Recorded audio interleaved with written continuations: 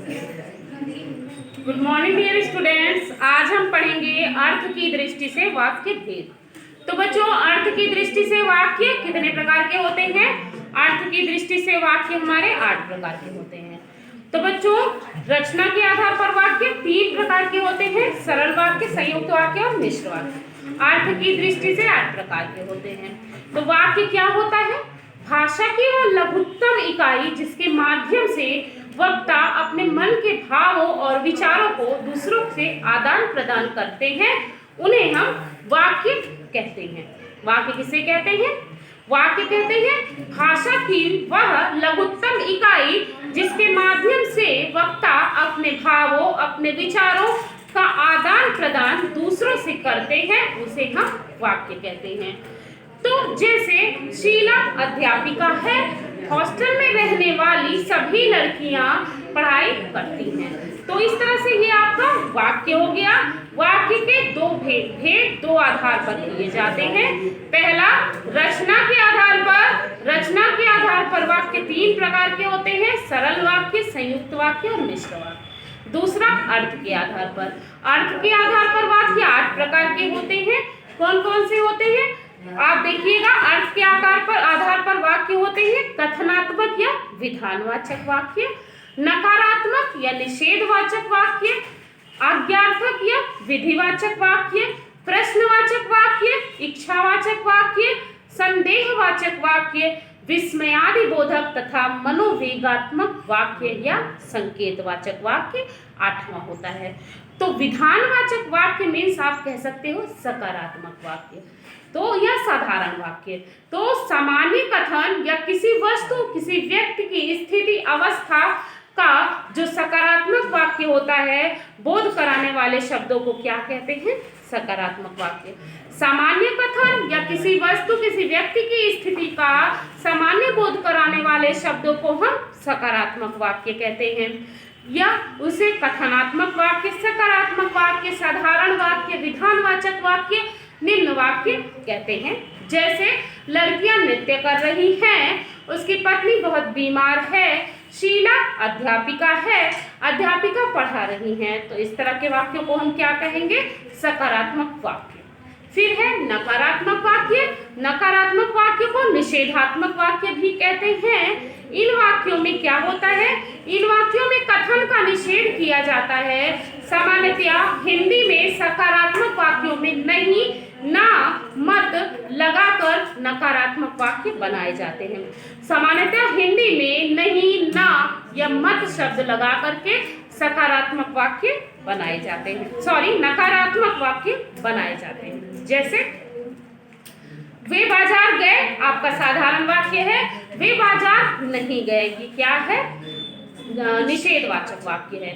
फिर है आपका आप इधर बैठे, साधारण वाक्य है। आप इधर ना बैठे, ये नकारात्मक वाक्य है। घूमने चले जाओ, घूमने मत जाओ, नकारात्मक वाक्य है। जैसे अध्यापिका बच्चों को नहीं पढ़ा रही है, निषेधवाचक वाक्य है। उसकी पत्नी बीमार नहीं है, निषेधवाचक वाक्य है। लड़कियां नृत्य नहीं कर रही हैं, निषेधवाचक वाक्य है। अगला है आपका आज्ञार्थक या विधिवाचक वाक्य। जिन वाक्यों में आज्ञा, प्रार्थना, निर्देश, विनय आदि शब्दों का बोध होता है, उन्हें आज्ञार्थक वाक्य कहते हैं।